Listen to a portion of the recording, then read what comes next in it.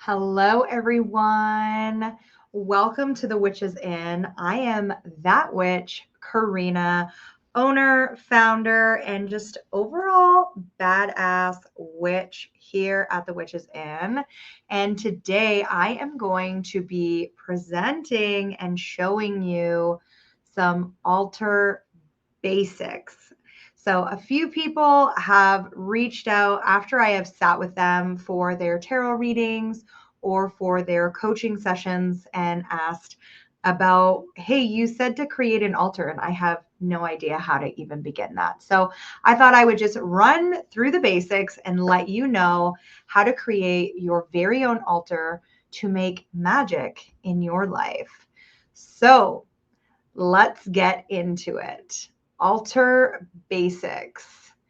So, altar basics, let's go through this. We're going to create magic with our altar. We're going to be in this place of wonder and curiosity. And in this little stream here, what I'm going to teach you is what an altar is, types of altars, the elements, and of course, construction. So, an altar, if you have ever been to church, okay, not that we want to bring the patriarchy and the church into it, but if you have ever been to church, where you go up in order to get communion, where you go and light candles and pray to different saints, this is your altar. Okay, where the priest, the minister, the father, whoever does their stuff, that is an altar. Okay. And it was taken from pagan roots and other non kind of denominational type of things. So the church stole it. They put their mark on it, but basically it's a place to channel energy and hold intentions for rituals, spells, or just a spiritual practice in general. So going forward in this video, I am going to be calling spells petitions, because basically that is what you're doing. You are petitioning the universe, or you're petitioning the elements, or you're petitioning spirit in order to help move your timeline across. Sorry. So I love this cute little altar here. It has all these cute little trinkets. It is nice and neat and tidy. If I'm going to go back to the very first slide here, this is my altar. So you can see some representation of what's on the other altar, but I really like my altar to be full. I am more of a macro person than a micro person. So you get to do what feels absolutely good to you. So the different types of altars, obviously, if the church has an altar, who are they praying to? God and Jesus. And what are they? They are deities, my friends. So deity worship is like the number one altar that people construct and pray to. I think that 2 and 3 probably are tied, and this would be our moon. If you're setting intentions for the moon and you're kind of seeing it new moon to new moon or full moon to full moon. You could also kind of do like seasonal, I guess, here, where you're like, okay, there is 3 to 4 full moons or 3 to 4 new moons in a season. So spring, summer, fall, winter. So I'm going to create that. And then ancestor, right? And then sacred space. Sometimes people just like to create like a nice little altar in order to hold space for them. I want to add here as well that you can never have too many altars. If you want to have an altar in every single room, personally, the room that I'm sitting in has 4 different altars in it, right? So I have my big macro one, and then I have 3 other micro ones. So you are not limited, right? The sky is not the limit. It is just the beginning of the playing field in order to create altars. So like, go nuts, witch. Okay, so deity altars. Although deity altars hold representation through statues, figures, and items that hold special meaning to the deity, you can also add petitions or spell work. So, for instance, if spell work here is more representative around like a spell jar specifically, or if you kind of are working through a spell, right? So you're actually kind of in motion of casting it, you can do that. And other placeholders that represent this deity to you. Okay, so specifically when you think about that deity, what comes to mind? So I used Hecate because she is my deity of choice. She represents the triple goddess, right? Maiden, mother, crone, and she helps us unlock the crossroads in our lives. So, for me, she is represented by keys. She is represented by the triple goddess. And this here is a monument where we can see Hecate's name and where people would worship her before. So Hecate is a very, very old deity. She predates Jesus. She predates God even. She is witch mother, okay? So, things that also represent her are like the color red. She loves that. Lanterns, right? Because she is a crossroads deity. Lanterns are big for her. The moon is big for her as well, right? Because the moon goes through different phases. So if you're working with someone like Hecate, that might be what your altar looks like. Okay. Other deities. So maybe you love working with the deity of Jesus. Jesus, what represents that? Well, crosses, right? First and foremost, this is how this person died. So I'm going to bring that in. But you don't have to be limited to that. If peace lilies really represent Jesus to you, you can bring that in. If you're working with Aphrodite, you're going to use a lot of rose or rose scented things. She also really loves seashells. So do a little research on your deity and basically know that this is a place for you to go and communicate, petition, and just kind of hold sacred representation for this deity. All right. And then working with the moon. So I put my little moon altar on this. I'm doing this August 3rd. So it holds my tarot cards that I pulled for this moon phase, as well as what I'm working through here.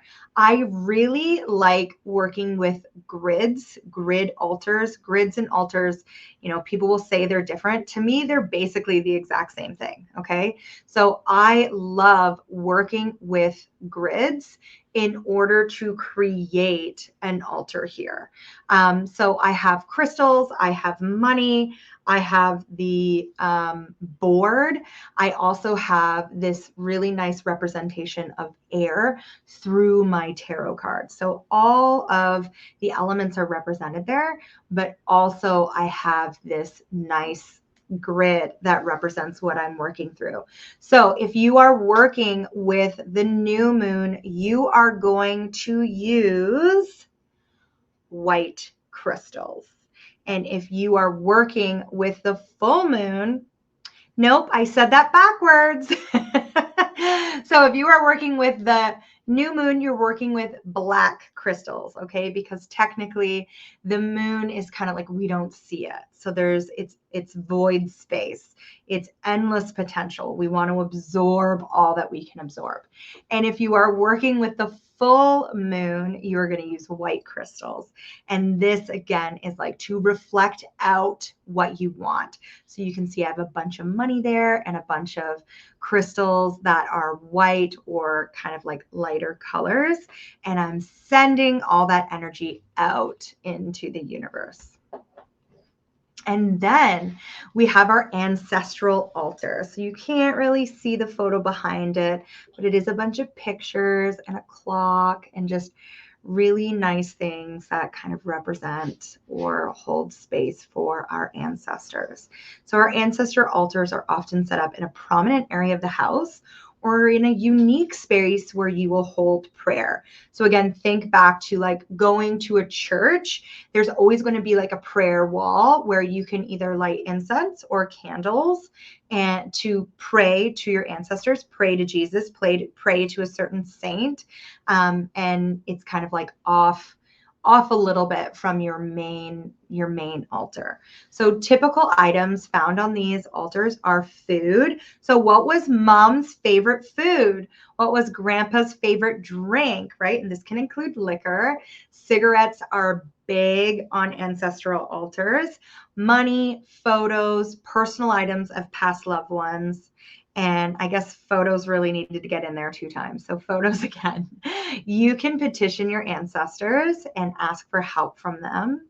This is great for generational healing or just worship in general, right? Like we would not be here regardless of who or what or how our ancestors were. We would not be here if it wasn't for them. And so at the very least, we need to be able, if you want an ancestor altar, to be able to kind of pay homage to our ancestors and allowing us to be here. Again, incense and candles are often placed on this altar so that the flame and smoke can carry prayer and draw them, our ancestors, near. So we're going to light a candle in order to kind of pull them close. And then when we're done, we might light an incense in order to carry all of our thoughts and prayers and well wishes up to our ancestors. Okay. Now you can do specific generational healing within this, but often what I would say to people, if you're using an ancestral altar, go visit it. Light candles, light incense, but talk to it. Like talk to them as if your ancestors are here. It's really, really important. And they love it. They absolutely love it.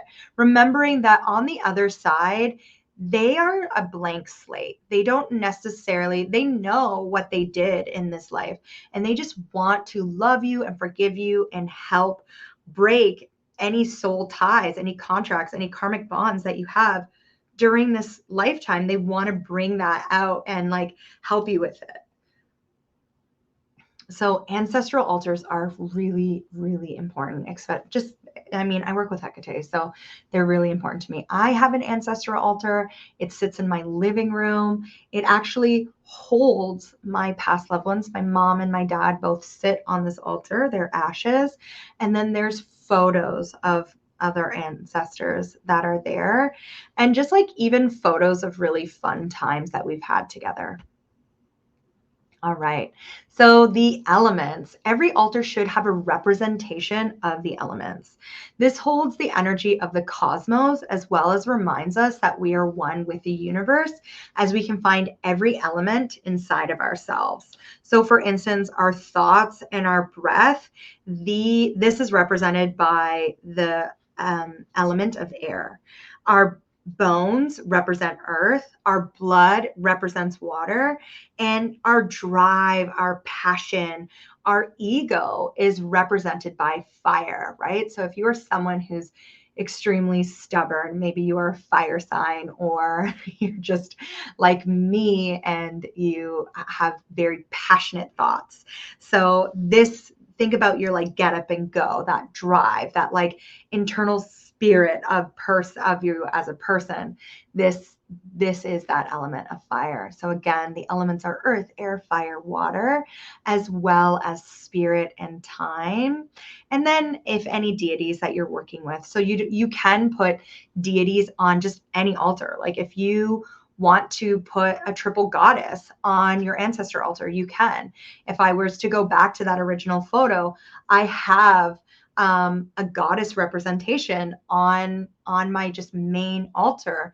So you can add every single element that you want, and you can make an altar, even if it is specifically for like petitioning or holding space for a manifestation for yourself. You can add so many things. So spirit is just that, like this spirit of the earth, the universe, the cosmos, whatever you want to call it, right? Maybe it's just like ghosties to you, right? Like whatever, that's okay. And then time, trying to remember that time is not linear. It is very fluid. We can jump forward, we can jump back, we can create ripples, we can quantum leap within time. So this, to me, time is kind of represented by, it can be like a watch or something like that, but it's the thread of life that kind of ties us together, knowing that we can cut it or kink it or create anything we want at any significant time. All right.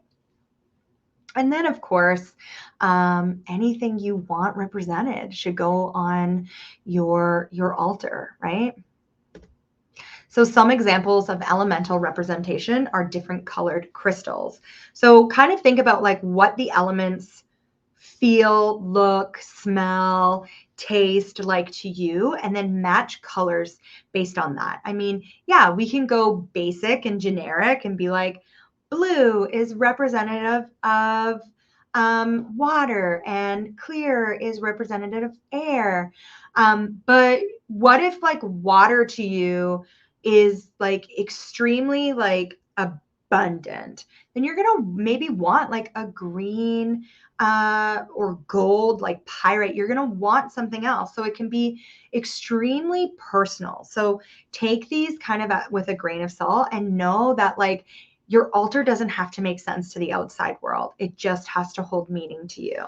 So other things are like feathers and seashells, candles, moon water, element water, which is water collected during a thunderstorm. So we have all elements represented there in the water. It's extremely powerful. It's extremely amazing. I love, love, love working with element water over moon water. And then wooden trinkets, money, plants, tarot cards, or other divination tools, instruments such as like bells or sound bowls, like you can have besoms. If it makes sense to you, like include it. Like remember, this is your sacred space. And then construction of your altar. So you're going to want to pick a place for your altar that feels really aligned for you, or just a place that you necessarily have room, right? So you might not have a lot of space, or maybe which you're not even out of the closet yet. And so you're kind of wanting to keep things a little bit under wraps, but you're wanting to have like an altar so that you can go and pull tarot cards in front of or something, okay? So it doesn't matter where you are. It just needs to feel aligned to you and magical whenever you go there. So it can be on your bedside table, outside. It's a really great place to have it, on a counter, or anywhere your heart desires. I have a little mini altar literally on my desk, and then I have one on my bedside table as well. And they're just represented by crystals, and I love it. So you're going to want to make sure that you clean and clear the space with moon water or element water, and then spices. Again, think about like what you're wanting to do with this altar. So I wouldn't necessarily clean or use cinnamon in order to clean a space for your ancestral altar, because then cinnamon is going to they're going to come in hot, right? But I would maybe use like thyme or rosemary, or maybe even a little catnip, in order to kind of like put in some water and then use that water to clear the space. And of course, you can always just use warm water and soap. There's nothing wrong with that at all. You're going to find those items that align with your vision for the altar, aka what kind of altar is it? Start adding your pieces in a clockwise motion. So we use clockwise in witchcraft to add, and we use counterclockwise to remove. So in saying that, what I want you to think about is, what am I doing with this altar? So if it's a full moon altar, you might be removing stuff. Sorry, this is going on YouTube. We got to keep this family friendly.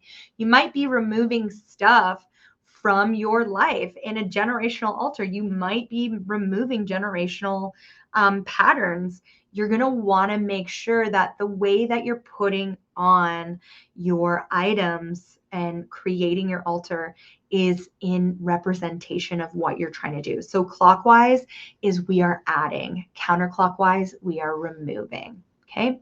Get creative and curious with placement. Like I said, I like making my altars look like little scenes for my manifestations. It makes me feel really good. And it's kind of as if I'm like walking into that manifestation every time I visit my altar.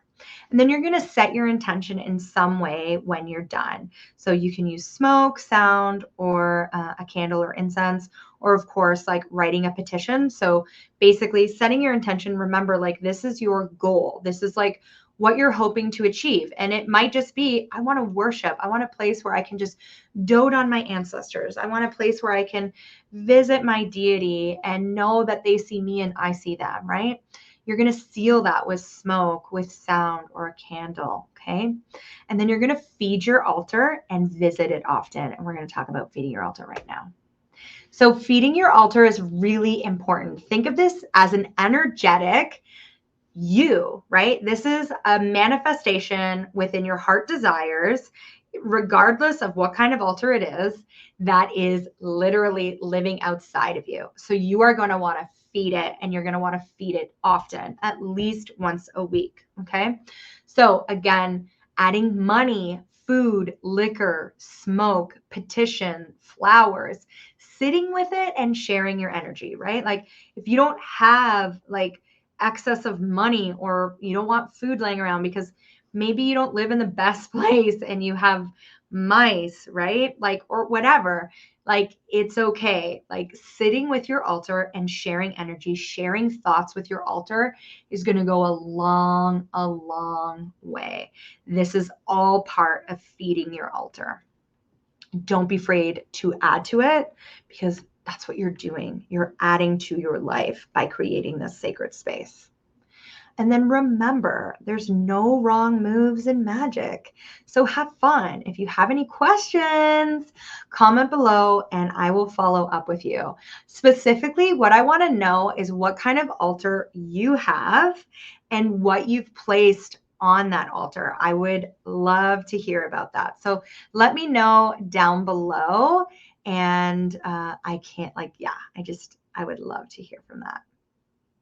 Okay, loves, that is my altar basics video for you here at the Witch's Inn. I am just so excited to have this up. This is going to be my first live video on YouTube in such a long time.